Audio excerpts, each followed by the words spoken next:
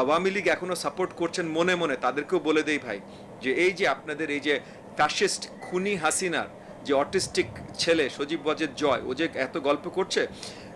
ও এত বছর যুক্তরাষ্ট্রেই ছিল, এই দেশ থেকে বিলিয়নস অফ ডলার্স, বিলিয়নস মানে লক্ষ লক্ষ কোটি টাকা চুরি করে নিয়ে গেছে ওইখানে, কিন্তু ওখানকার সরকারের সাথে কোনো সম্পর্ক তৈরি করতে পেরেছে? হাসিনাকে বিদেশ থেকে ফেরত এনে বিচারের মুখোমুখি করার উপায় কি? এগুলোর অনেক উপায় আছে, এগুলো আইনজীবীরা আরও ভালোভাবে বলতে পারবেন। যেমন মনে করেন যেই দেশগুলোতে এক্সট্রাডিশন লিগালি অ্যালাউড,